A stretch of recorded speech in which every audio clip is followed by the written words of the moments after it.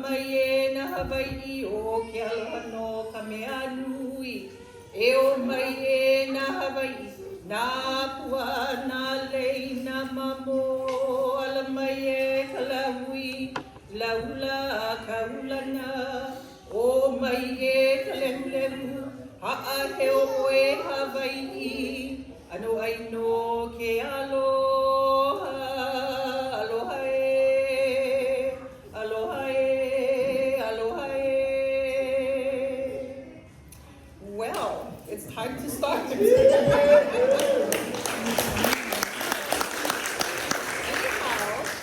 okay, so I have a lot of aliases. I don't know how to introduce myself. So my hālau, they call me Pu'ukapua. If you see me on the street, I'm Auntie Alexis. If I were at church, I'm Auntie Allie. But call me whatever you want. I am so blessed. So I just want to share a little bit with you. So you know when you get that tug on your heart to do something, and you just gotta do it. Because if you're not listening, then your opportunity is gonna pass by. So when you get that tug, go ahead and do it. Because Kealpo is telling you and reaching out to you to fulfill a purpose that needs to be fulfilled, needs to be filled. So anyhow, his purpose that he had given to me was to connect with these three fabulous kumu, not kumu. Some of them I had a relationship with a lot longer and some in less time, but all in all, we can meet each other and pick up like nothing. So that tells me that the ano is good. And that's why it was placed on my heart to connect with these three kumu, because you know how you get filled. There's never a half cup full, half cup empty, it's always filled. So when I say that, I mean that they just bring joy to hula, to our lives, to everything that we are here on earth to represent. So I called them up, well actually message, yeah? So we're really good at messaging because everybody's so busy in their own time. Like I don't even know how, so in other words, if you're sitting here today, take a picture because you may not ever see us again all everybody together in the same place at the same time. We tried for lunch, and so I met with Poon Rich first. Yeah, we had good ono food, 808 smoked whiskey, whatever it's called, really ono. And Richard and I knew each other since high school, like 10 years ago.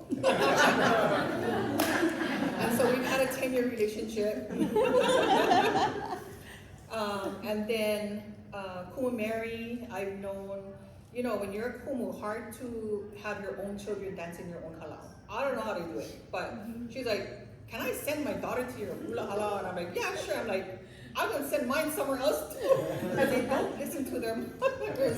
So I had Hi'ile for a while, so that was our relationship. And then Brother James, oh my gosh, Brother James. Okay, I've never really known Brother James, but just from messaging and you know the compliments and our Facebook, right? So, but anyways, we built a relationship, yeah. And it's like I've known him for just as long as Richard and Mary. So it's very special because the heart is the same, the na'au is the same. And so my purpose of meeting them for lunch and bringing them together was, you know, all na kumu ko'olau, the kumu that originated from ko'olau. There's something special. I don't know if it's just in the air or the water or whatever it is, but we have, like, you know when you, okay, I'm not picking on the townies, but you know when you go to town, the air is a little bit different, right? Right, is it? Or is it just me? But when you country, okay, country, you smell country.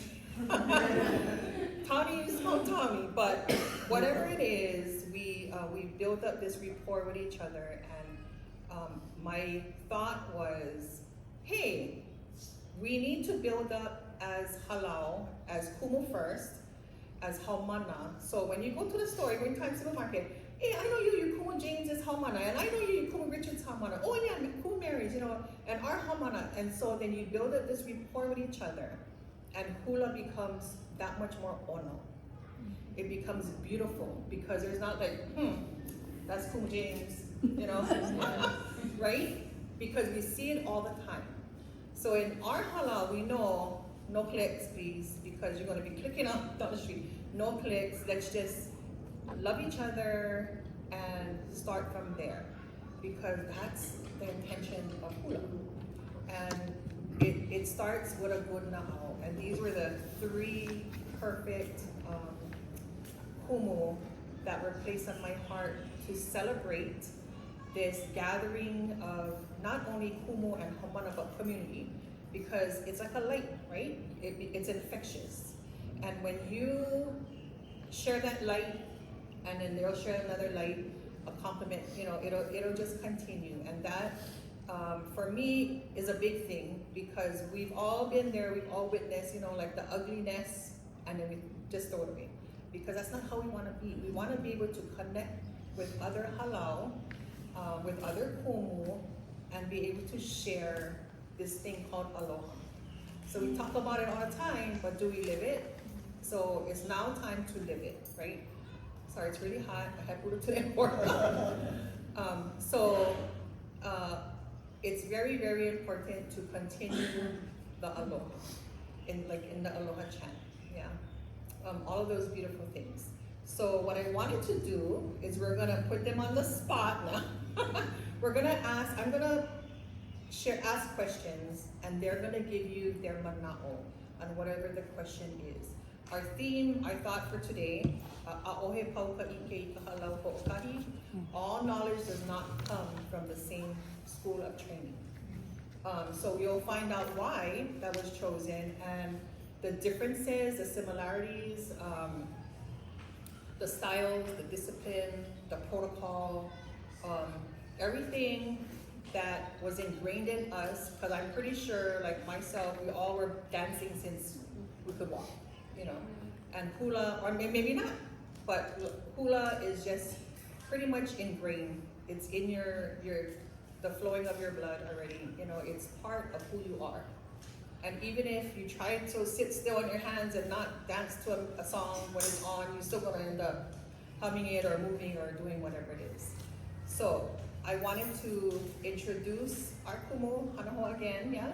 So we have, let's start with Kumu Mary. Kumu Mary Kupao. We have Kumu Richard Pedrina and Kumu James de la Cruz. So now I would like them to introduce themselves and share a little bit about where they come from, where you live, where your hālau is, and when you started hula, what age were you? Yeah. And then we'll continue with that. Okay. Aloha ahi ahi kāpō. So I'm Kumu Mary Kupau, and I feel strange sitting down. But anyhow, kalamai. And I've been doing hula since I was like 11. And with Kumu Kawai Kapu Hewitt. And then in '99, I opened my own hālau. So for 25 years, I've been at Kolo Ranch, and my hālau is Kuhai Hālau o Kahealani Pa'ola Pakahiko. It's just been a pleasure having hula at Kolo Ranch. It's just home. All of us who come from different places, that just becomes your home. Some people have many spots they go to, and it's still your comfort. I'm the youngest of 8, and I'm the only one in my ohana that does anything culturally, anything Hawaiian, not just hula, but anything. So it's like very interesting that I took on that role, and I took on my kuleana to do that. I'm trying to think of what else did I miss. Just been kind of doing hula like my whole life with Kawai Kapu. But I also did hula ki'i with Kumu Keola Lake. I did just hula ki'i with Kumu John Keola Lake, which was just a wonderful gift to learn and to spread and to do hula ki'i, which is hula through puppetry. So I like to do that with keiki. I also work with Hawaiian studies in the elementary schools, and that's about it. It seems like that's about it, but I'm always busy. But yeah, mahalo, mahalo. There's much more, yeah. Yes.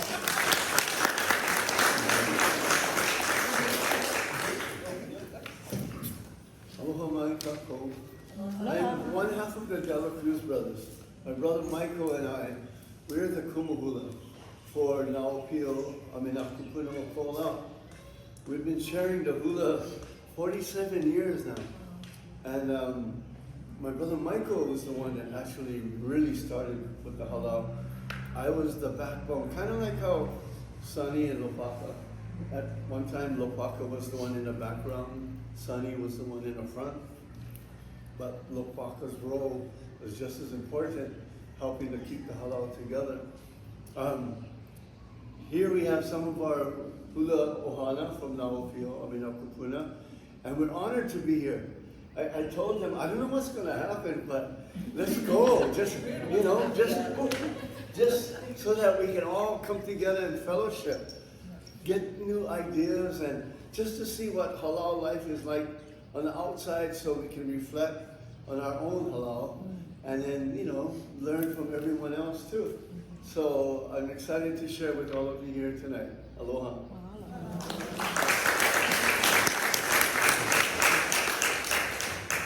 Aloha, my name is Kuhua Rich Padrina. Our halal is Napunehele Napua, which means the many expression of a favorite one.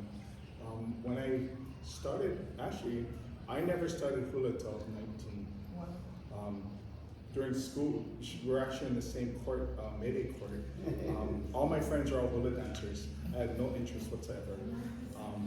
And I always, at that time, I thought hula was just for girls, because all they saw was the girls. Or if they did have male dancers, they were very feminine, and I was like, no, that's not for me. So one day, in fact, one of my good friends, he was a hula dancer. He goes, oh, come on, let's go. And I go, where are we going? He goes, never mind.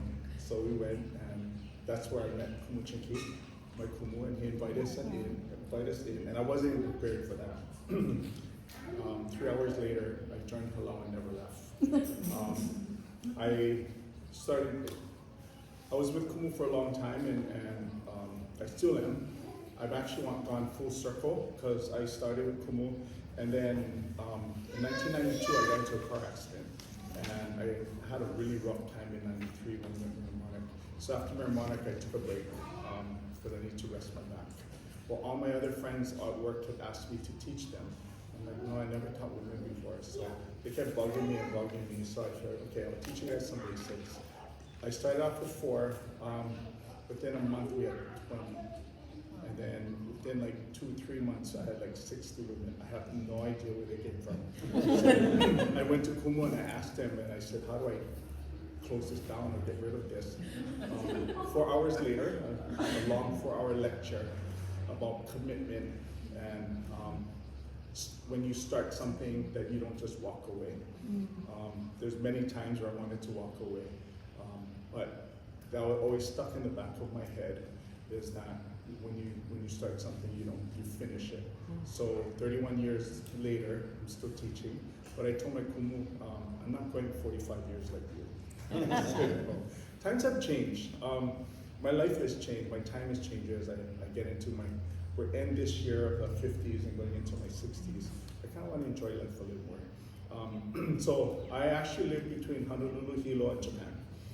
So if I'm not here, Sundays I travel to Hilo. I come back, I just came back today, and then every once in a while I go to Japan. But I've been a resident of Japan for over 20-something years. I love traveling. I originally was in corporate travel for many years, and I worked airlines for many years. So when I started teaching, Kumu said, if you're going to teach, you need to stay home. But the feet get itchy when you're so used to traveling.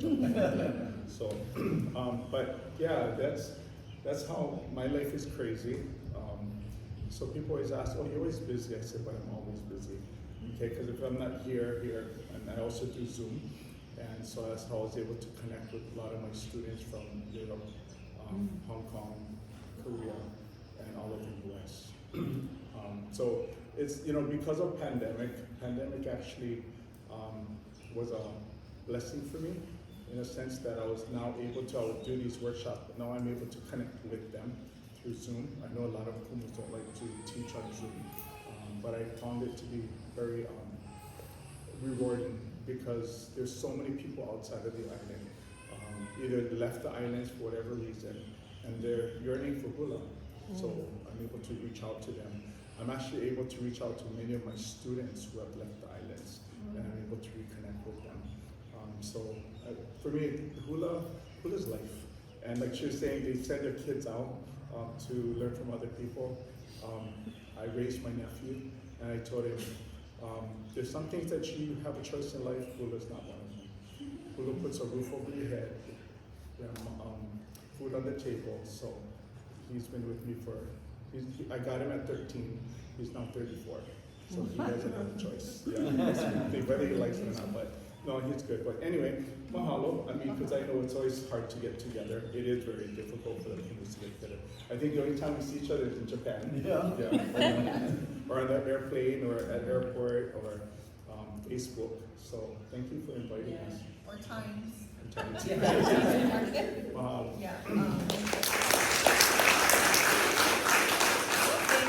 So they talk about being busy. So I mean, yes, travels, everybody has their jobs, whatever it is, but just with hula, like you take one class, it's selecting a song, it's choreographing the motion, sometimes it's even putting the leo or the melody or the tune to that song, and it's trying to figure out, okay, are you gonna use ʻAʻohe, you're gonna use, what kind of hula is it gonna be, and it's incorporating all of that just into one lesson.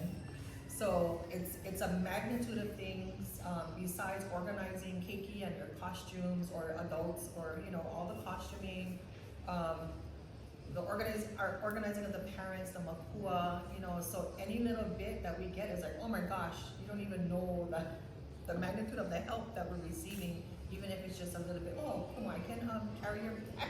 Oh yeah, sure, because you're stumbling along like everything else or whatever it is, but it's a load. Hula is a load, but like he said, you get so used to it, it's your life. You can't ever stop. Tell me, I mean, believe me, we've tried. I get sometimes, okay, we better take a break, right? Because I think Richard tried to retire a few times and he's still here teaching hula. I think that's a no-no. You don't say retire. the word retire is not existent. So now it's pulling back. Yeah. But even when you pull back, I know, get more busy. So it's actually a treasure, and he talks about for his son or anybody, there's no choice. You do hula. Okay, so I have 4 daughters and none of them dance hula. Yeah, I know. Like, I'm gonna kick them because well, I forced a few in the beginning, young, and then they all quit. But now my mo'opuna comes and she wants to quit. She's 5 years old. So I'm like, today I'm like, I'm gonna leave my hālau to somebody, like I'm like, bribing her, like, no. And so when the girls, the opio, they do their oli at the door, I said, okay, so I replied back and I said, okay, tell them, come on, and she's like, mine. And I'm like, that's gonna be your kuleana. She's like, what are you talking about, mama? But it's ingrained. Hula life is ingrained. You're already like, wow, look at that beautiful flower. You know what kind of lei I can make with that? When you're driving by, right? Or that's a pretty frizz, what that can be in a costume. So all of those things are ingrained. A melody, So anyhow, okay, I have another question. What was it like for you when you began hula? Because today's generation is different. So what is your mana'o or your experience of hula when you started hula, and the difference or the similarities from then and now? I'll jump in because we're kind of just sharing that, myself and Kumu. Like I was in elementary joining hālau, but even at that time, going in and not knowing what I was gonna be like the rest of my life kind of thing. There was no questions. You don't ask all these questions. Not about like the songs and things like that, but you just go and you listen to Kumu and you hamau kale pa'akoa, yeah? Ho'olohe ka pepeau and nana ka maka. You don't be asking, oh, are we done yet? There's the door. And and don't come back. But it was very disciplined with my kumu, and no regrets. We just learned that way, and that's how. I mean, I can say that I have a lot of. I'm grateful for that way of teaching. But today's youth and children is very different than back then. Like that was 45 years ago for me. But it wasn't a time of complaining. It was just we did what we did, and with the most respect for kumu. You know, that's just how it was. But it's very different today. Mahalo. That's just my own tidbit on that. Do you think it's because as parents we try to keep our children so involved in so many things that I think, oh sorry, go ahead. I think one of the issues is the internet. They're so preoccupied with this, huh? Yep. And even when they take phones away at home, my kids are older now, but when I take it away, it's like huge. We didn't have that before.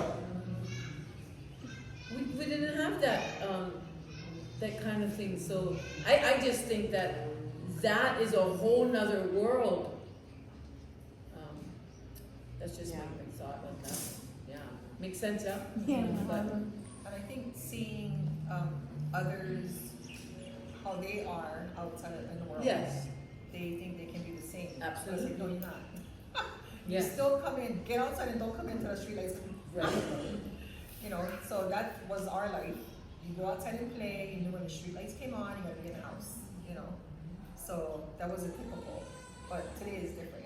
You cannot scold the kids like how we got scoldings because then they cry and then they'll stomp out and then you'll never see them again. So, you know, it's very difficult to adjust because we were raised, like I was raised in that strict. Your knees gotta be almost touching the ground.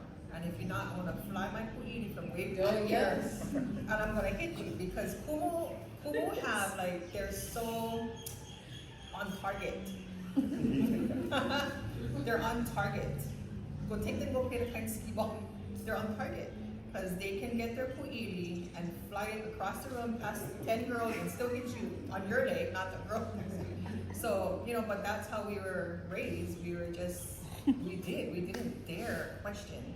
We didn't dare answer back. We didn't do anything. It was just a given. You knew, right? Yeah, that was just So our that's kulana how- was to,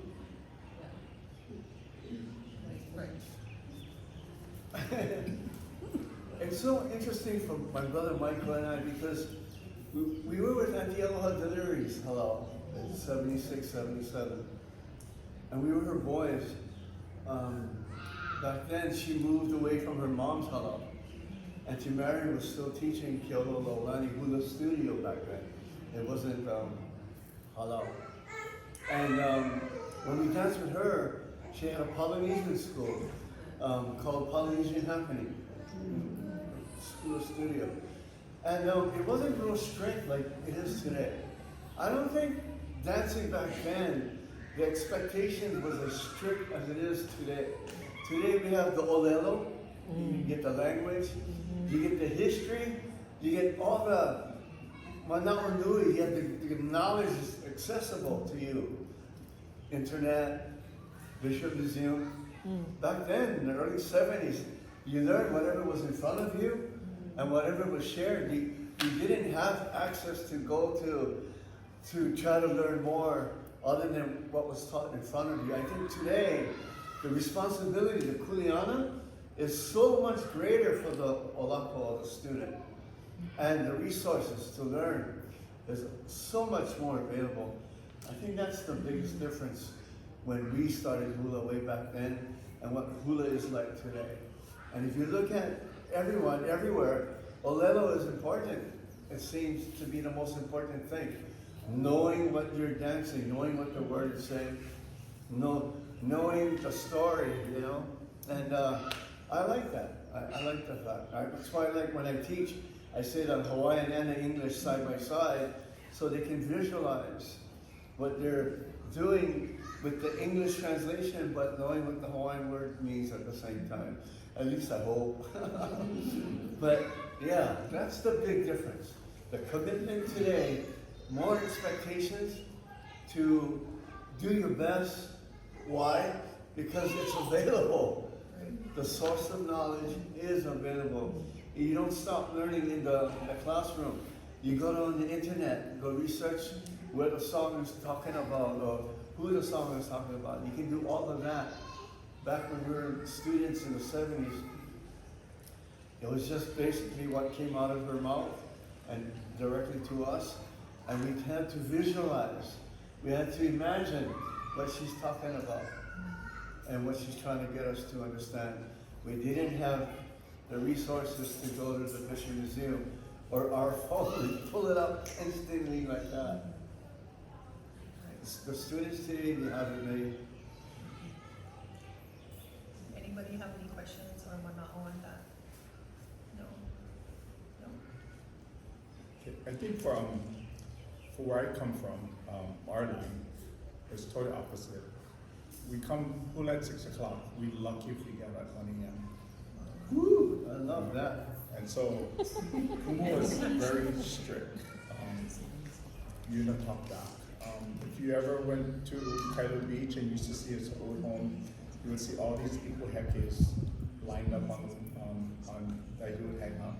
And we was able to name every single ʻike there and where he threw it, who got that ʻike thrown back. It was a side joke, but Kumu was very, and his word was law. He was very strict. You come in, you don't say anything, you don't tell a story, you just jump in line. And you act up, everybody gets it. I remember one time we started doing our roles. We went one right, one left. By the time we finished, we were doing 21 right, 21 left. And it was just nonstop. One girl kind of popped her knee, he said, put her outside, called her mother, and left her outside until the parents came up. But that was how we trained. And it was more of a mind thing that Kumu always tried to get us to do. And today it's called abuse. Yeah. Oh yeah. I'm trying to say it. Yeah. So, but you know, I guess coming from a very strict family, I'm number 8 out of 10, and my dad ruled the house with a heavy hand as well. So that's why when I went to dance for Chinky, it wasn't anything different than what I was already used to, the yelling and stuff like that. But you know, aside of that, he's one of the, I'm so grateful that I learned from him. Because there's another side of him, the compassionate side. Yeah. And like I tell my students, once you walk into this hālau, I'm not your friend. And what I say goes. And if you don't like it, there's the door. Yeah. And I think, like they're saying, is that's why it's so easy. People just go from hālau to hālau because they see this and, oh, I want that. You know, back then when we did our research, Kumu had everything down, and we had to memorize everything. Today, I kind of did the opposite. Because we go to competition and I have to do all the research, I remember more of the stuff I researched than what Kumu gave us, because it was never put in my head. But, so that's what I do with my hālau, is I give them the words, I make them research it. Because like again, today, before, we used to have to go to the library and all this other stuff to research. Today, you punch in a word and everything pops up. So I try to get them, because one thing I noticed is, because coming from the line, when we were dancing, some of us became kumuhula, some of us became musicians, some of us became whatever direction that we went and stuff. So some of them don't want to go, today's dancers, some of them just want motions, they just want exercise, some want to take it a little further. So I tell them, then it's up to you to take it to where you want to take it. Because no sense we get upset because you're not memorizing your words or you're not doing your research. So basically, if these are what's expected of you, if you want to go competition, this is what you need to do. If you don't, then you can go up with everybody. That's kind of how I run hālau. And you know, one time I had a student that says, you know, Kumu, every time I go to a workshop, they paint this beautiful picture of the mele. I said, okay, how much of it do you remember? The whole thing? He goes, no. And I said, well, about half of it. He goes, no. What about Cordovan? He goes, no. And I said, so I can tell you a beautiful picture, and I can BS to you, well, you know the difference. He said, no. And I said, then that's the reason why I make you guys do your research. Because the other thing too is, as much as we can get stuff off the internet, not everything is correct. So when you double check everything, it's so important to take it a step further. And I learned this because one year I went to ʻAʻohe and I did a song called ʻAʻohe. And so it just so happened Auntie Marian Lim was one of the judges. And she said, brother, where did you get your research? And I laughed, I said, your daughter. So she's like, you know, all these years that I've judged and people have done this melee, it was always wrong. And so I said, well, that I know, because I got from my second kumu what he told me, and it didn't feel right for me, so I took it a step further. And I did the research, and I'm glad I did. Yeah, she did very well in the competition. So, you know, it's up to you where you want to take your hula. You can do the basics and just get by, or you can take it a step further. And that's where you kind of find who's going to be your next po'o or your ʻaʻohe, and you know who you can depend on. Yeah, is because we're always so busy, and we cannot do everything ourselves. As a kumu hula, you know, we get all the limelight, you know, but I try to make sure that all the ones that are behind me are the ones that get the recognition as well. Because I know that when I was dancing, I did a lot for my kumu, but I'm glad I did, because that's what prepared me for what I am doing today. Yeah, because I did all those things for kumu, and I never expect anything. We never paid for hula. For us, kumu is hula first, everything else second. Yeah, and we never complain. We never, you know, sometimes we want to go out, party, whatever. It's like, nope, we have a show. You know, so that came first, and we knew our kuleana in hālau, and that was the dedication that we had. And even to this day, when kumu calls, my hālau knows, when kumu calls, you guys are on your own, because I need to help my kumu, because I know that when I need my kumu, he will be there for me. Yeah, so that's a give and take that we give for each other when you have that respect. And I think that's one thing a lot of people don't understand, that word respect, or your kuleana. Yeah. That's just how I feel. You know, so it's good because we all have different ways of, you know, of what we were taught and what we teach our home. And nothing right or wrong. It's just, like again, Uncle George hoʻokahi, my third kumu, would say, what is tradition? Yeah, tradition is what they do in that hālau, that's their tradition. What they do in their hālau, that's their tradition. And what kumu does in their hālau is tradition, but it doesn't mean that we have to all be the same, but then yet, that's what we do. Yeah, so it's called respect. Respect, that's what they do. And that's one thing that I try to tell and try to teach my home. Mahalo. I'm glad he mentioned that because it hits our topic on the head. ʻAʻohe pauka ʻike ka hālau hoʻokahi, our ʻōlelo no ʻeau. And that he did mention he didn't just have one kumu. Because I'm not sure if James and Kumu James and Kumeri had other kumu also, but you learn from, you take, like, you know, you eat the meat, you spit out the bones kind of thing. You take and you keep from everybody, and it creates you, like who you are, right? All their knowledge is being passed down. So it's very important in that hālau, that whatever is here now, to recognize that it just didn't come from one source. It came from a few or many sources. And even there, your kumu or kumu, not kumu, had sources. So everything, the lineage of hula gets passed down throughout the generation. So you think like, wow, oh, kapika, oh wow, that's the same like mine. You know, the way that we learn it is because it probably all started from the same branch, from the same, same trunk, you know, and then it branched out. So everything is similar yet different. So I share and I tell them that it's different, it's not wrong, it's never wrong. It's what they choose to do in their hālau, in their teaching. So, and just bringing to the next, our mana'o on our ʻōlelo no ʻeau, all knowledge is not from one training or one school. Yeah. So Richard just explained his. Do you have any Mana'o. Was Auntie Aloha your only kumu? No, Uncle George, no way. Uncle George, Yeah, he that's right. took my brother Michael and I under his wings, and he was like our mentor. We would create our kahikos and he would watch them, and he would give us advice what to change. If he liked what he saw, he would just give his approval and nod. And based on that, that's how we grew and that's how we learned. And through trial and error, we got better and better. And we were able to establish ourselves in hula festivals, placing in some of them, you know, and realizing that, you know, just by having him in our lives, guiding us and giving us confirmation that what we're doing is pono, that was good for us because it made us feel like we're on the right path. And it really helped us through the years. And he came into our lives in 1982, and he stayed by our side ever since then.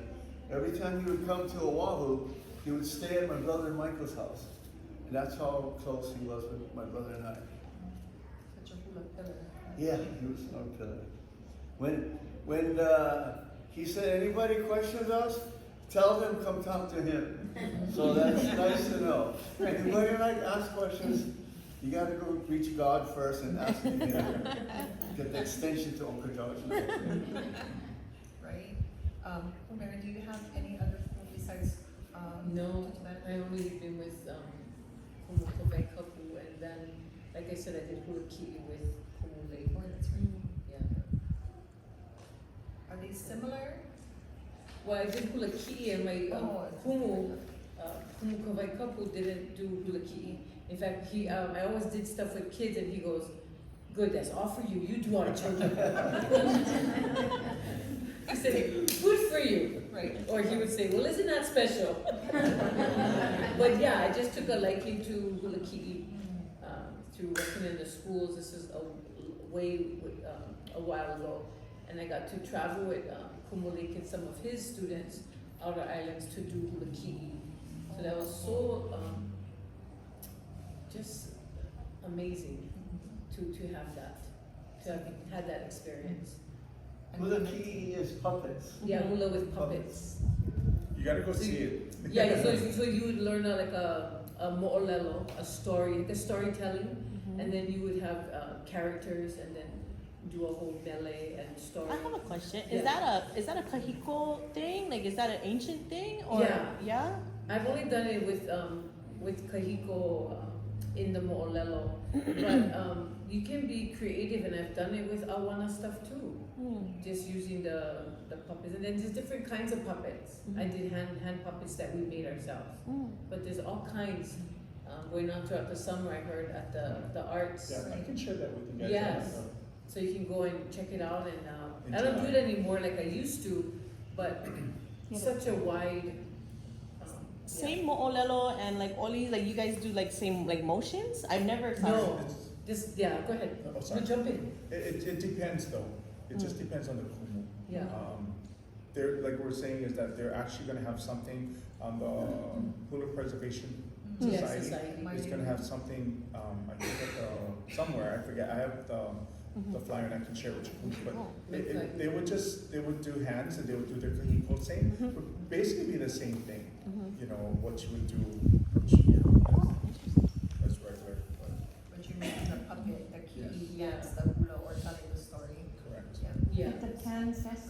Yeah, the fest. Yeah. Like the fest pass? Yeah. Yeah. It's coming back strong. Yeah. And it's so good for keiki. Yeah, absolutely. I want to learn it, but I just don't have time. I know, we just haven't done it lately. I think on Instagram there's a video of Puel, Kumuhula Puel Pata. Oh, yeah. Pata. He's dancing Yes. and I've seen that. chanting Yeah. with the ki'i. And it's interesting because his voice changes and his Yes. expressions changes too. It's like you can really see that he's telling a story. And then the little puppet is in his hand, the leg moves a little bit, the arm like that, tilt the body, but he's chanting as he's doing it. And then his face is very animated. So you can just imagine how it must have been like way back when the chanters would use the puppet and the eyes and the faces to tell the story. Look it up if you can. It's very interesting. Interesting. Yeah, especially with Festpac.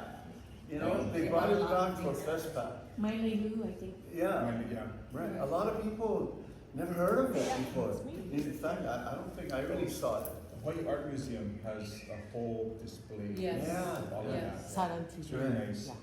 You should go, yeah, they're check gonna it have out. something, I think in July. It's interesting, she wants me to go, but I don't know if I Okay. But if you do, I'll share it with your kumus and stuff, and it's something to try and see. And see, Yeah. hoʻokahi. But I think for myself, what we're talking is my kumus. I have had 3 kumus that I acknowledge. I've had more. I've gone to Kumu Lake when I was first learning. I also was holo extender when I was teaching up at Kamehameha schools. But mine was a long story because when I went to Monarch my first time in 2005, I tried to put all 3 of my kumus, Uncle Kimo, Lama Keolana, Puka from Kumuchinki, and then Uncle George hoʻokahi. Back then, we never called them kumu. It was just always Uncle George or Uncle Kimo. But ever since Japan Right. came into play, that respect that they have for their senseis, kind of came back. But mine was interesting because when I went to Monarch in 2005, I tried to incorporate all of my kumus. I got lectured for 4 hours after that. My kumu said, "What the F was that?" And then 4 hours later. But I'm glad, I'm very thankful, and I think many of us are very thankful that we still have our kumu, good or bad. And I like the fact that, he will tell us, as long as I'm here, I'm gonna make sure that you stay on track. And I like that because, we try to get creative, but, sometimes we gotta make sure that we don't step over that line. Yeah, and try to keep it. But if you go to, see, the thing is that kumu had told me was, you cannot. One of my kumus is competitive, one of them was more traditional, and the other one was more entertaining. So you gotta find if you're gonna go to competition, you gotta know which route you're going. So it was an eye-opener for me. So if you ever see a video with 2005 and 2006, my kumu is totally different. And win or lose, as long as my kumu's happy, then I'm good. I don't, and I always tell my homeowners that don't let scores define you. Yeah, because you could have this set of judges and place, but then you can have this other set of judges. But the reason why I like to go to competition because it brings out my dancers to a higher level. But I always tell them you need competition in competition. Yeah, but that's just my training. Yeah, was that. That's so true because I think I shared with my hālau that over the years of watching Mary Monarch and other competitions, gosh, every hālau is a 10. But the winners are the preference of the judges' preference. So I asked, I don't do competition, I've done a soloist at Wanda Valley for maybe like 5 to 7 years, just a solo, easy, right? Think you're a solo dancer. And then I have a wahine in Moscow who I train online, and she teaches the kukuna and makua. And they entered the Vienna hula competition, hula 1 year Europe. Oh, Yeah. Uncle Larry, you're Yeah, in. right, so they entered, and first thing I asked her was, who's the judges? And I said, okay, so we gotta go old style, we gotta do traditional. It was hoʻokahi, Kunevamo, and Hailama Fardia. I said, okay, they're all traditional, we're gonna go do traditional, right? So everything we did, we incorporated Antipulu, Maikai Kamakani o Kohala, Kaliakomo, like very traditional.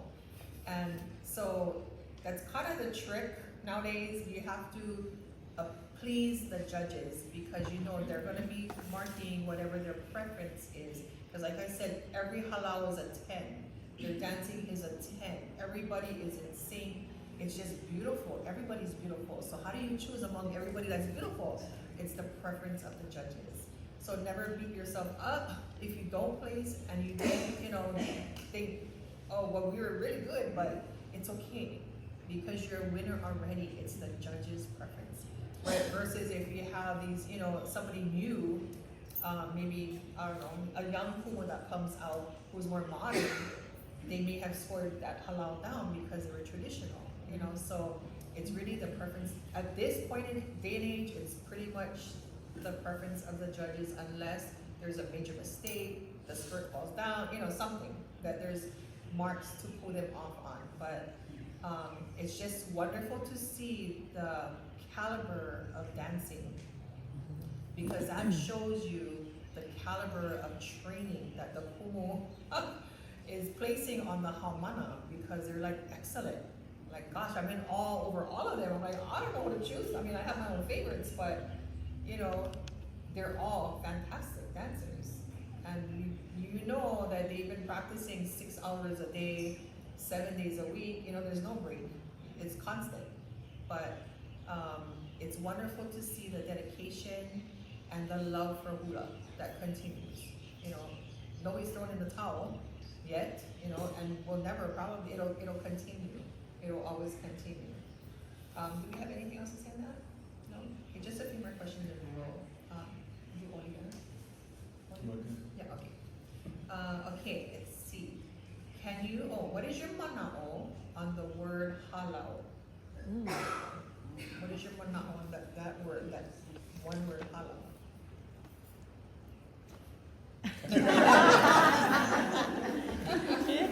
Well, the word hālau is a place that house the hula, or hālau, the va'a hālau is this place where this is a hālau. Yes, it's a hula school when you're talking about hula, but it's much more, to me, it's much more deeper than just this area. It may be an area, but hālau, when you leave the hālau, the physical hālau, you're taking yourself with it. So for me, it's like, be respectful wherever you are, because you in the hālau, you're taking that elsewhere. People may not know who you are, but you're gonna act low. They're gonna know what hālau Right. you came from. Reflection. So it doesn't matter. Your way of, I tell my students, don't think you know all that, but you're under this hālau. The hālau goes with you when you go out that door too. And I might get a call later on. They say, blah, blah, blah, blah. And they might not know you personally, but they know. People know. So the hālau is more than just a physical or than just a word, but you carry that, you take that. And I take on that kuleana from being with my kumu, and our hālau never ends. It's continuous. And we only hope, and I have high hopes that my haumana or our haumana takes on that kuleana too, and be prideful. Yeah, it's just my short little mana'o on hālau. For me, hālau, it's an extension of family. Yeah. I think I see my hālau ohana more than I see my own siblings. I mean, there's 10 of us too. Well, 9 now. I lost a brother, but it really hit me during COVID when everything shut down, and then your life stood still as a kumuhula because you didn't see your haumana. And I remember when first started kind of like getting together, there was like 2 or 3 of us practicing at ʻAʻohe baseball park. And I didn't know what was going to happen. I didn't know who was going to come back. I didn't know what was going to be the future. And I did remember that I missed my hālau. I missed my family. I've been through so much more with the hālau in my life than my own family, because with our family, we're so busy, we don't know what's going on in each other's lives. But with hālau, because we see each other every week, we know what happened to their daughter or their son, or what happened to us, or our dog, or whatever. I mean, we know every week there's some kind of story that we can share with each other. And right now, I'm just so happy. Our hālau is tiny, small, but I like it because for me, I'm just so thankful we grew from the 3. I didn't know what we were going to end up with. And then now it's nice, you know, seeing people coming in the hālau and then seeing the young and the old. I had them all kind of dance together. So we had like 4 generations in the hālau one time, from 4 years old to 84. And for me, hālau is a place to go where you can find love. You can know that truly, you cannot see everybody all the time. Sometimes you cannot see them for a long time, but you know when you do see each other, it's like yesterday. And when we do dance together again, we relive all the times we celebrated life together in the past. And that's, to me, what hālau is. Just having a nice place to go to where you know you're appreciated and loved. Thank you. For me, it's hālau, same thing. You know, it's respecting each other. Like even for now, that's what you notice. I always let them go first because I've always admired Mary when they were dancing with their kumu. I used to love watching them. You know, as big as they was, they could move, and I always, even to this day, I said, hey, if they can move, then what's your problem? Yeah. But hālau is like second family. I actually am with my hālau more than my family, because then I don't have to put up with your siblings and that kind of drama. You just can't be bothered. But with hālau, you can just be who you are, and it's a lot of it just respect. And like I always try to tell my dancers, you know, you get to know that person, because sometimes you know how you have conflicts. A lot of it conflicts is because they are alike. Yeah, and I always tell everybody, what is a clique? Cliques are people that enjoy each other's company. When we're in hālau, we're one big clique. Yeah. When it comes to like teaching other kumus or those that want to become kumus, I never tell them to use hālau, the word hālau. Yeah, because that's a big kuleana that comes with that.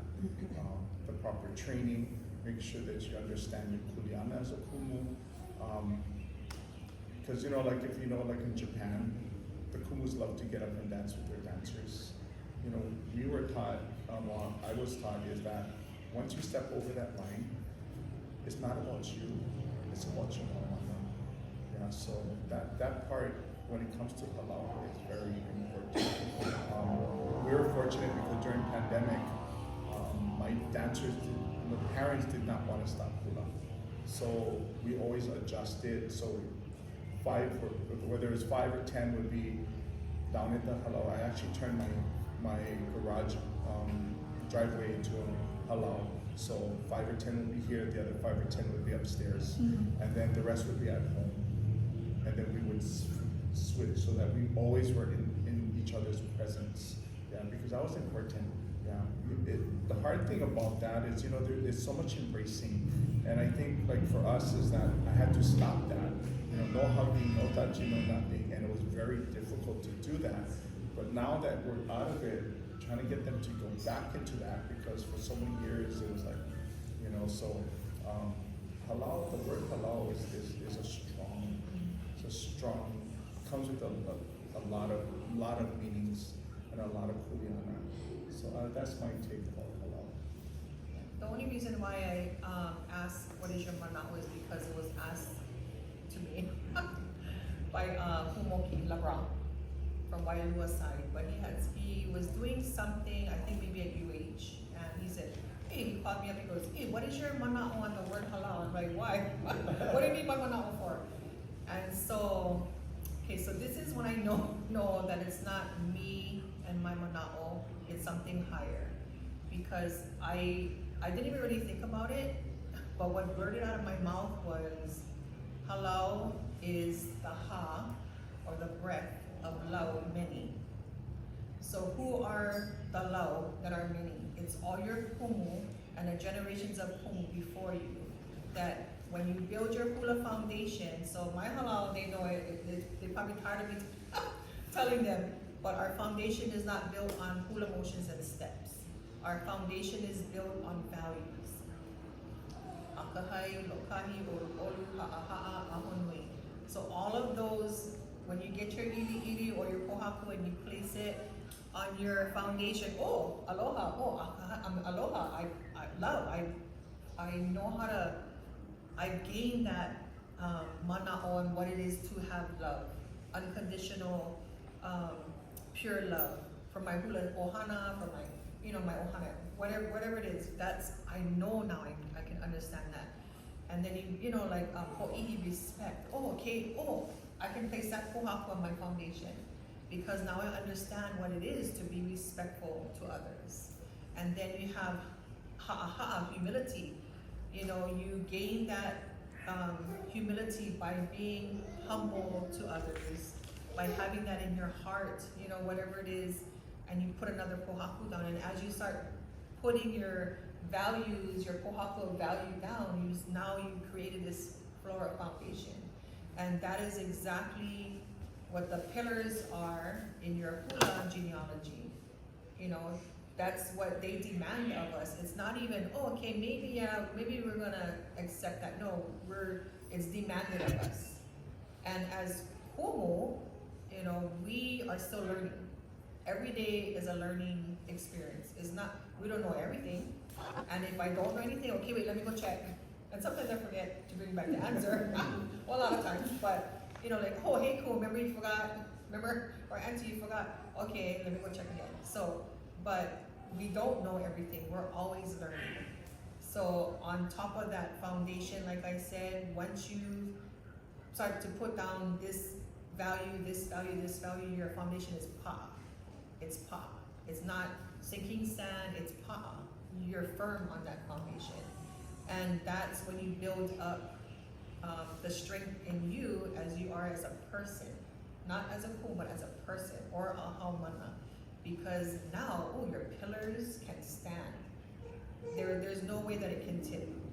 Because now your kupuna, your kumu before you, are it's strong because now they see them in you. Right? So hālau is, like they said, it's a very heavy word. It's a spiritual, not only physical, like who Mary was talking about, like the va'a, wherever you go, you're traveling with that hālau. We've had experiences. We did a hoʻokahi with our kapakahiku class. We went to Akaka Falls, and there was the guy doing the parking lot, right? And I said, oh, let's make a lei. So I don't know if it's illegal, but we picked some ferns and hakura lei. And by the time we got up there, we presented an oli to him, and he was a parking lot attendant. The guy cried. He said, in all my 30, 40, 50 years of working there, this has never been done for me. He said, as of today, I love my job.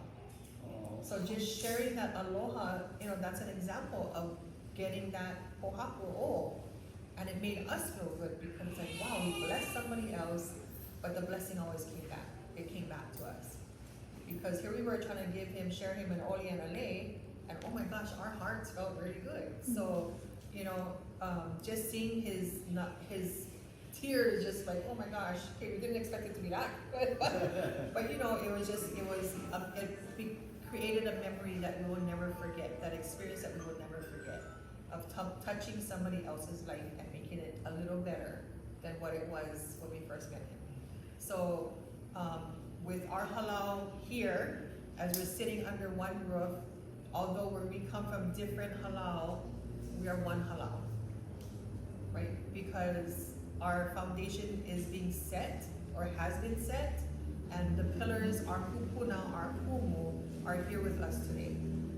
Our spiritual kumu, the ones that have passed on, they're here with us today because they're listening, they're hearing us. They're like, oh my gosh, look at them, look at the four crazy people, out of four crazy people, but they got together. Oh, what are they doing today? How many meetings today? What is it all about? And then more so, like, wow, four different. They're not all from the same hālau. They're not all from the same styles. Everybody's style is different. So what is up with this? So, like I said, do we have anything else to say? I'm gonna start to close. Okay. No? Okay. So, like I said, pulling us all back in. All knowledge is not from the same school. And how much more beautiful is that? Because when you put it together, now you have one hula dancer. So this is how I explain it. I've been trying to explain this to my hamana because normally we spread out. It's a big area. We spread out, maybe two rows, 3, 4 maybe, and then we'll dance. But I had them cluster, and I said, okay, so imagine yourself a Lego, and you have all these different pieces, the yellow, the green, the red, the white, whatever. But now we're sticking it all together and creating one piece. So now, instead of individual dancers, you are now one hamana, one dancer. And so wherever that piece goes, it has to move together, it has to feel together. It has to, ha'a together, you know, the arms gotta move together.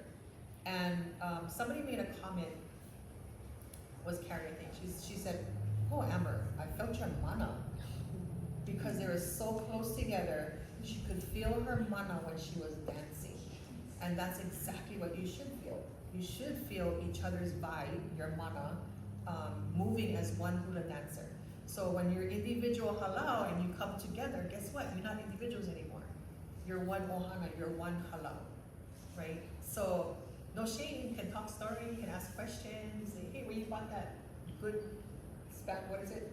Rice that you made? Right, yeah, so, you know, like, don't be shamed. So that's what my purpose was. Don't be shamed. My hila, when you see someone and you know they're from hula, talk story and connect with each other because, hey, someone might say something that you've never known and wow, I learned something new.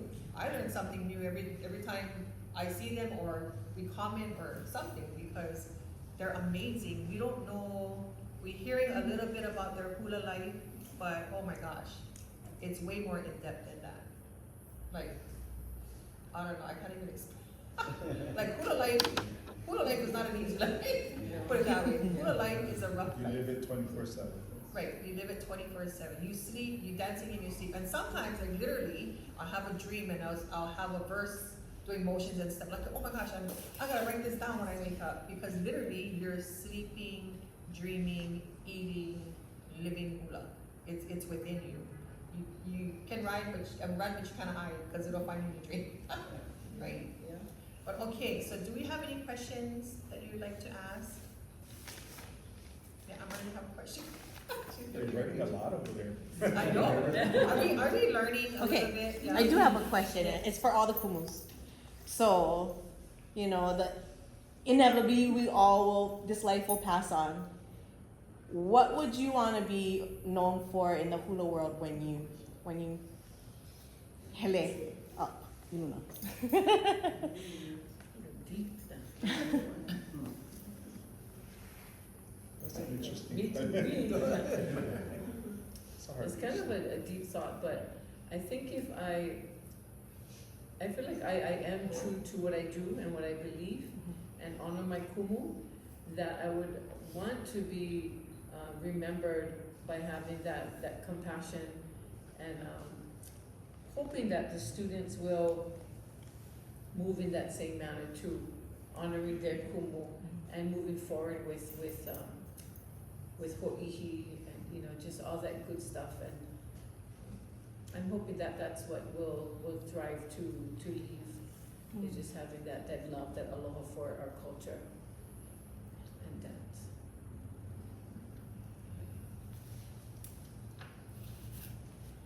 I just hope that when I do go, all those that came before me and learned hula, or just spent time with me in the hula life, whether they're kukua helpers, videographers, like Brother Jared over there, or hula dancers, or anyone, I hope that they realize that I live my purpose in life. We all are chosen to be in this world for some reason. And some live it, some they don't find it, and others, they just kind of just go with the flow. But I found, I used to work every day, 5 days a week, a regular job, 9 to 5, like most kumuhulas. But I found that I wasn't really living.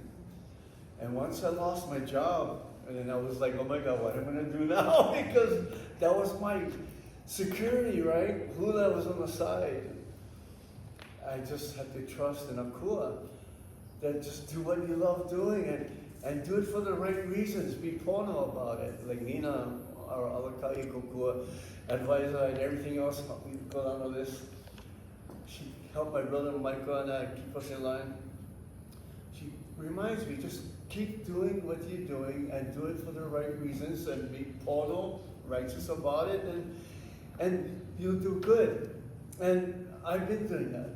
I found that when we hula, when I sing, I bring joy to people. Those that criticize what I do, go ahead. I must be important if you can use your breath on me. Down low, my brother and I worked with him from 81 to 2007, and he's the one that had all the yao against him from the local people, catering to the tourists and all that, but the local people don't realize how many of us entertainers today are entertainers because of him, giving us the opportunity to perform in a show. I learned that by living your purpose with me, doing the hula, and sharing the gift of song, if I do go, I just hope that I made a difference in the lives of those that came before me. If I brought a smile, if I made them feel warmth in their heart, if I made them learn a good hula that they like performing out because they feel good doing it, then so be it. I lived my purpose.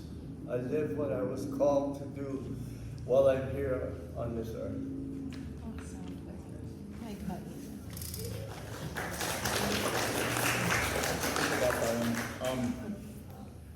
I guess I always say I'm blessed. I was very fortunate to leave corporate when 9/11 hit. I was very blessed with Japan, and that took me that direction. And then during pandemic, I was able to do Zoom, so I was able to connect with many more. While I'm there talking, I was thinking, I remember one of my homana, he lost his father at 7. And so he came and he stayed with me until he graduated. And one of the teachers came to one of my performances and said, oh, I wanted to meet you.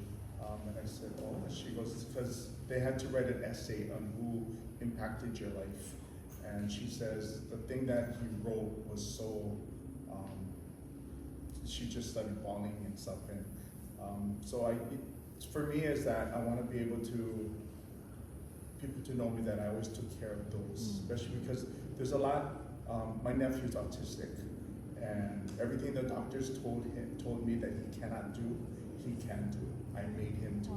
And through hula, they said he would never drive, he aced his driver's test, he graduated from college, he's working 2 jobs, which he's on and on. So I know I made an impact. So if I can make an impact on an individual, I have a lot of homana that's like single parents.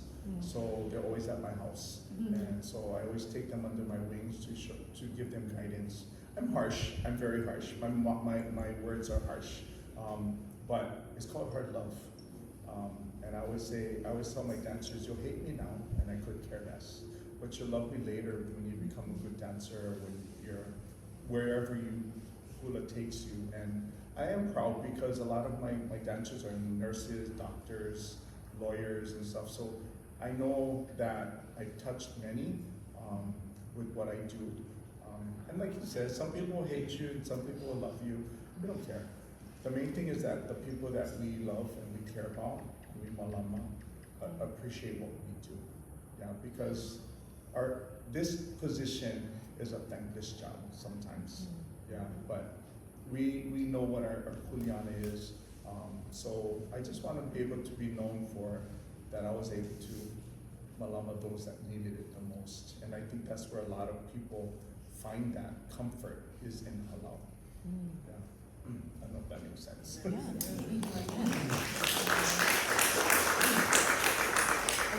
Yeah, you had cool.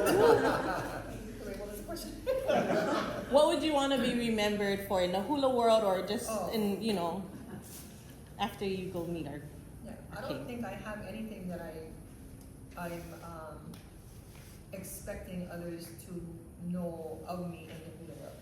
Mm. Jesus knows your name, you got it all. You know, but here now, because I always refer back to Auntie Pulu, is that she's looking down and being very grateful of the things, or not grateful, being appreciating the things that I, you know, or what do you call it? Is she is looking down and is she approves all the things that I've done through my hula life, and to please her is what matters in my hula life, because and I've known that I've done my job as a kumu, because you know, and of course if we don't do it, we'll get it, you know, like you get the slap once in a while, right? And you realize later on, oh shucks, I shouldn't have done that, but just to know that I'm taking her out, her memory, her traditions, her teaching to share with others is a big part for me. It's important to me. And Auntie Pulu's main thing was aloha. So I shared this with my hālau, but when she was on her deathbed, she had called her hamana together, and she had told us this little piece of advice. She said, when you have hamana, love them as yourself, as your own. Love them as your own. So no matter what age, young or old, you love each of them as if you're the mama or the papa, and they're your own. And to me, that was very significant in my memory of her and her teachings, because like they said, nobody called her kumu, but it was a given. We knew that when we stepped out of our hālau, she is our kumu, you know, or even in our hālau we knew her kumu, but it was always, oh, Auntie Pulu. In the beginning it was Mrs. Park, and then we switched to Auntie Pulu, and it was never kumu pulu or kumu pulu ela. We never ever used the term kumu. It came about, I think, with all the hālau, because originally we were Puamana Hula Studio in Kailua, and we were never, and had Pui Park's Hula Studio, had you know, like all these other Leilani's Hula Studio, had all the hula studios, and I don't know when it came about, but then everybody needed to be called a hālau, so a hālau changed the era of that time and became more traditional, right? So I mean, some kept.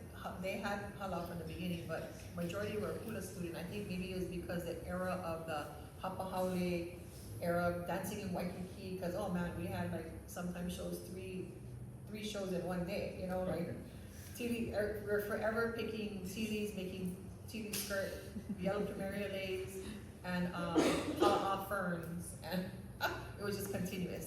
So that was a whole different era of hula. But yes, it's the word aloha that sticks with me the most, yeah, to carry on. Okay.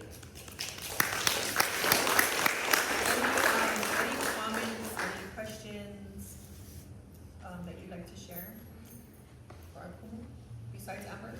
I know, I'm that girl. I'm that one student, you know. Yeah. Oh, mahalo. Beautiful listening. Yeah, this is a very rare moment, because I had a hard time catching, and we had to split our lectures. Yeah, but it's so hard. Everybody's busy. Yeah. Okay, I got one more. Okay. It's a fun one. What was your fondest memory with you and your kumu? Like your favorite, or something that you just will never forget it, whether good or bad. Okay, we're going first.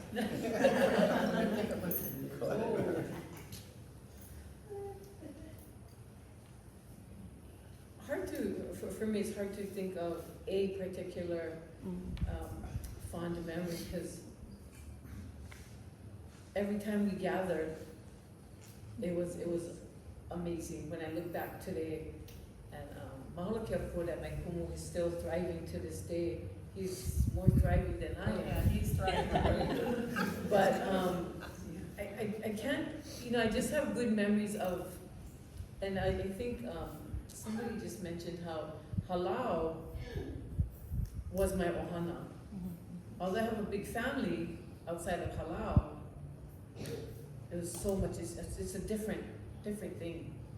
And just amazing memories I have with my hula ohana. I can't just think of one, but you know, sometimes we would do shows constantly, and students today couldn't do that. They're, oh wait, let me check, oh I have to, oh we just did. And sometimes I think, how did we do it? And every occasion was a grand occasion. You know, we had much laughs, and my kum was very strict, but he's so funny. He's hilarious. So I have just great memories of that. But like I said, there's so many. There's some that's very deep and strict, that is life lessons. And then there's some that is just, can't talk about, they're too funny. But there's just so many. I'm sorry, I cannot like bring up one in particular. But great memories, absolutely. Calamai, I can't think of like one, but there's just multitude of memories. I was thinking. Yeah, no time for thinking, I'm Reminiscing, you thinking. know. Well, Uncle George was a very big part of our lives. He was there constantly. He was like our mentor more than our kumu, just being there, the essence of the Grand Master. Yeah, like Uncle George told the guys, same thing. They have this amazing energy. But Auntie Aloha, I grew up with her. Her husband before, COC, the other John, we know him as John. As a senior in high school, he lived with us. My brother and he, they were best friends. My brother was a drummer in Auntie Mary's hālau, Aloha's mom's, and drummed with Faye's husband, John. And his senior year, Auntie Aloha would come and visit him in our house. And my dad would have to tell her, okay, it's time to go home. My life with her was from a little boy, tagging along, spending time at Auntie Mary's hālau, on about a kid, waiting for my brothers to finish drumming and my sister to finish dancing. But we regrouped with Auntie Aloha in 2012, 2013, 2014. 2012, we got real close. We started going out and drinking. She would kind of leave a text, what you doing? And I would say, waiting for you. And 2013 was the 50th anniversary of the Merry Monarch Festival. And she invited my brother Michael and I to go up with her hālau. You know, she was going to enter her kani, her men, but there was a hālau that had only men in their hālau that they wanted to enter. So she gave up her position for her men to dance. So we lost out our opportunity. We were going to come back, they said, you know, the 50th anniversary, her old dances. The next year, 2014, she entered the boys, and my brother Michael and I got to dance. For us, when we danced with her in 1976, 77, even though it was that short time, we performed every Saturdays at Kings Alley, in the Heritage Theater. Was a wax museum before. They even had the Duke Kahanamoku statue, for those of us old enough to remember. But anyway, we mimicked everything we saw her do, whether it came from the MC, whether she chanted, playing her ukulele, or even singing. We would go home and we'd practice. That's how we learned as much as we could from her. Because we learned as Hawaiian children, you're seen and you're not heard. So we sang our church music, four-part harmony, a cappella, and our grandmother led our choir with her 68 grandchildren. We learned so much just being in the presence of the source. So when we regrouped at Auntie Aloha 2014, I went to every single practice for the Merry Monarch. The other dancers, they came when they could. I canceled everything. First of all, I couldn't believe I was dancing for the Merry Monarch. entered the Mary Monarch in '83 for the first time. And brought our hālau. My brother Michael was only 21. We sang for another hālau. We experienced all that, but we never got on the stage. And here I was, 54 years old. I'm gonna dance Mary Monarch. I wanted to make sure I did my best. Well, our last practice, okay? You know, we don't know if you're gonna make it or not. One thing with serious hālaus, you can be taken out the night before, man. In fact, her hālau, that's what happened. The 50th anniversary, the whole back line got taken out during the ʻAʻohe. They won first place. But anyway, so I did my best. So Auntie Aloha left us under the care of her son-in-law, Tino Moy, Kapua's husband. He was the hoʻokahi, so he trained us. So she came in to look, right? So she watched us dance, and everybody, we did our best, and we all sat down, all sweating, tired, and she gave her opinion, you know, of what she saw. And then she said to everybody, you know, I have to say, I'm proud of this dancer, what I've seen. And she said, James, she called me out. I'm proud of you because she said you had to change your folks' style of hula, me and my brother Michael, and we had to learn her style.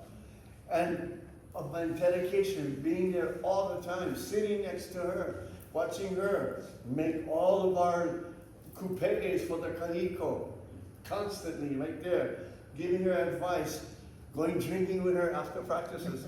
I don't know if that had any reason why she told me she was proud of me the most. But I'll never forget, that's what she said to everybody that night. She was proud of me the most. Wow. And if anyone that's an Olapa, a student, to have your kumu single you out, although you're being humble and you want to be, you know, ha'a, I did look at Michael and I went like this. And he went like this to me. Yeah, I love it. That's my favorite Mom. memory of my kumu.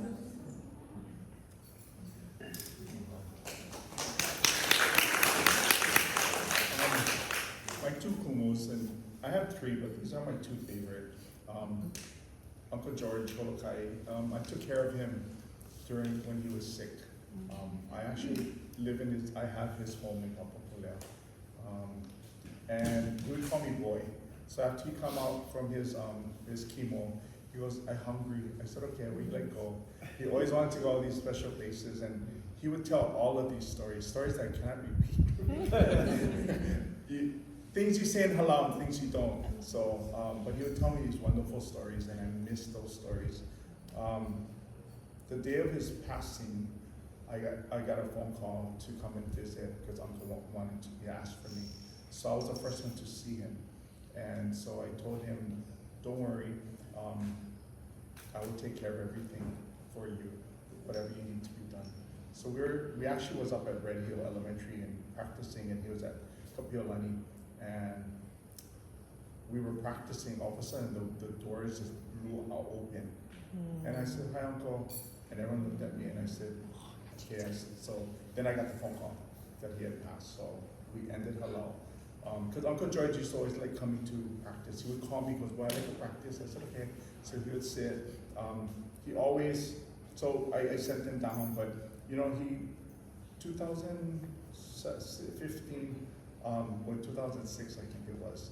But he goes, you know, I've always gone to Mary Monarch, I judge, I watch, everything. He goes, I never played. I said, okay, the next year I had him play for me. Wow. And I know I gave like kumus to what he wanted. You know, and that's a pleasure of that. The one that I have with Kumuchinki is, I used to train all the men, and I used to get lickings afterwards, like, how come this, how come that? I'm like, you know, you get, it's like, you can only do so much. So I used to tell everybody when they said, oh, you know, I was so nice, I said, don't tell that to my hula brothers and sisters because they ain't gonna believe you. because I was so hard on them, because I used to get cracks from my kumu. Yeah. But one year, we could only miss 3 practices. And if you miss 3 practices, you get cut. Well, I used to work corporate travel and I missed 4 practices, so I got cut. And so we're up at Mary Monarch and I was helping Anthony and I hide a sheet with the ladies and stuff, because I didn't need to be in the line. Kumu walks in, doesn't talk to me, doesn't even look at me, nothing. Talks to Anthony and I, and he walks up, he starts to walk out. Just before he hits the door, he turns around and he goes, you know he's supposed to be in that line now. And that hurt him. To this day, I've never let him go. So when you have your love for your kumu, yeah, you always make sure you malama your kumu. Yeah, so that is important. Yeah, so that's the one thing and I think we all love the kumu. Yeah, we did everything for kumu. Yeah, because we know that your kumu is going to be here for us. And that's what's really important. I think that's what's missing today. Yeah, our kumu never carried anything. We carried everything. We took care of everything. We basically showed up. I mean, kumu just showed up. But anything else, all the other stuff, we did. But it was something that we wanted to do. We weren't expected to do it. We just did it. Because if you got to do everything yourself, you all gonna get it, kids. You all gonna get it. So it's easier for all of us to help take care of all this stuff. So as long as Kumu's in a good mood, be good. You're gonna have a good practice. Yeah. So we always try to make sure of that. So you gotta learn. You gotta know your Kumu. Yeah. You gotta know the ins and outs of your Kumu. I used to walk into hālau, and the girls would always have practice first, and I would just stand by the door and watch him. And if he's yelling at them, we wouldn't get it. So I used to tell the guys, you gotta make sure you know this, and this. You know, we all get the kids. I mean, the kids meaning, you know, the practices and stuff would be harsh and stuff. And so they all look at me like, I told you guys, you know, see what happens, you know, listen, you gotta know your kumu. When you know your ins and outs of your kumu, then your life as a haumana is gonna be wonderful. And I'm very thankful because I have an ʻaʻohe who's been with me for a long time, and he knows me, and so he takes care of everything, just like I did, and it's gonna come back to you, yeah, because what you put out is what's gonna come back. That's how I feel. So these are wonderful memories that I have of my kumus. Yeah.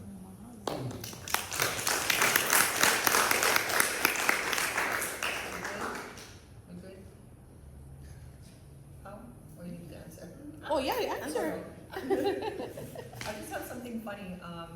So I have Olapa dancers that did their uniki, yeah, Antiloke, Tiane, Amber, and Rolinda. You know Rolinda. Rolinda and I have known each other since kindergarten. But Rolinda's daughter Ka'u and her husband Brandon, the Mafuas, are in their ho'opa'a. We're getting ready to have them uniki as kumu. So I'm glad that Ka'u came because there's a lot of responsibilities. you never, even if you uniki, you're moving on, whatever, you always keep that relationship. Because whenever there's a question, or even if there's not a question, you go and ask beforehand. Because even if your kumu have done everything, the whole process is pau, it's never pau. Because you always go back and you ask.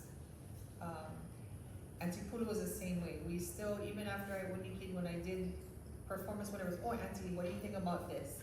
You always, as long as they're here with you, you always go back and ask because they're your source, right? Your kumu is your source.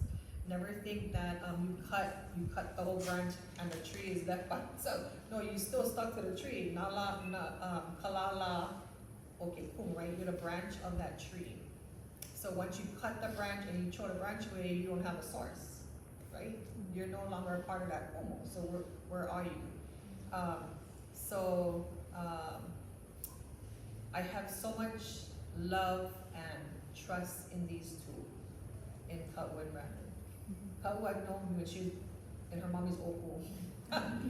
You know, so, and she's danced with me since she was 2, I think, 2 years old. As soon as she could walk, she was dancing. But it's more so the bond and the relationship with the haumana and the kumu, because I keep telling her, when Merlin was high with her, April 26, you were born, my birthday's on the 30th, and I kept saying, she's gonna come out on my birthday. And she didn't. I said, that's supposed to be my baby, that's why, you know, like. So she pretty much is, you know, we just have that, I think it's a Taurus thing, but we have that, that unspeakable, unspoken bond, I think, yeah? So, but always have that relationship. Like with Auntie Pulu, I always had that relationship. You still go back. Never think that you can cut and be free, fully away. When they leave the earth, I'm still asking, what do I do now? You know, but there's still, as long as they're here, you always connect, because one day you will not be here. And then who do you ask? You know?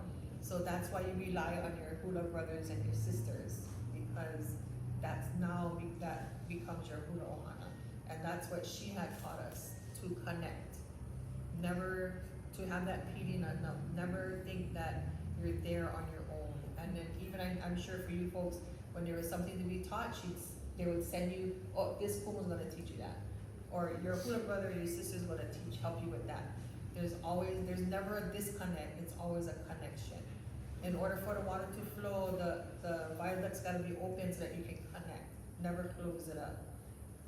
You always want it to be flowing. And that's how life is, it's gonna flow, right? Don't close it up, leave it open, let the water live, right? So I just wanna share with you, do you still want to do that one? I know, maybe we just need to. Okay, so we'll save it for another time. Yeah. Part two. Yeah. So when time allows, when we can do this, when we can hanaho, do you think, what is your, not your mana'o, but I know they're appreciated greatly, but do you feel the value in this sit kuka section? Oh, do you feel the value in it? Absolutely. Do you feel like there's connection and that there's want and more want of hanaho, of doing this again? Absolutely. Because when time opens up and we're available, then perhaps we can hanaho. We did want to teach something, but I think we will share it for the next session. Only because our time is limited and we still have to eat. So, Gotta eat. because there's lots of food over here. So we want to share the eating, and what I want you to do is introduce yourself to someone that you don't know from another hālau before you make your plate. Yeah? But okay, so we're gonna play.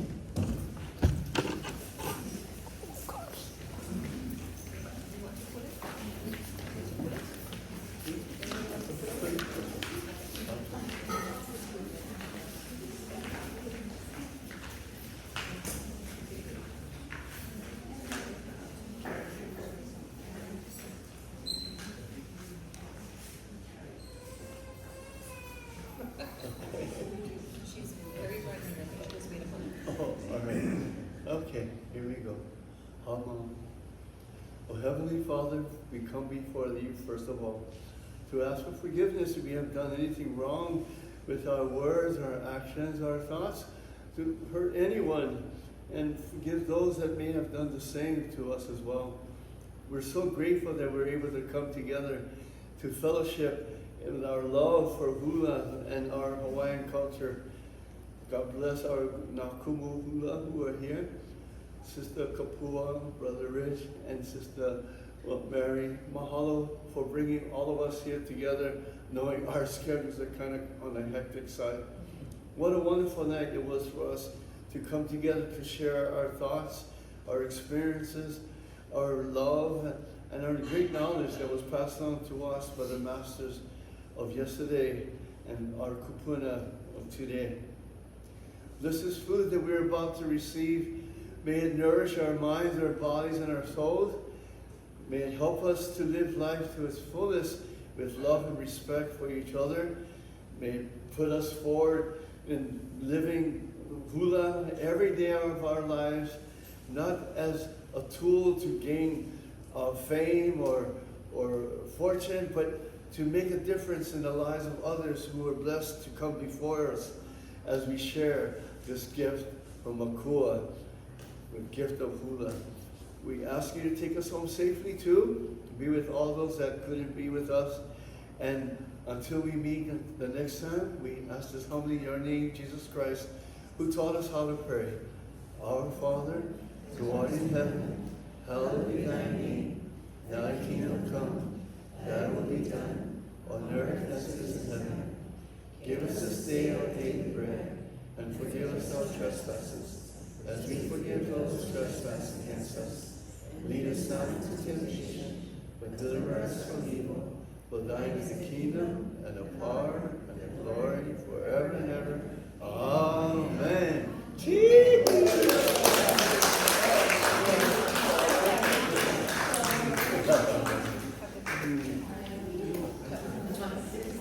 Oh yeah, we're gonna get a picture.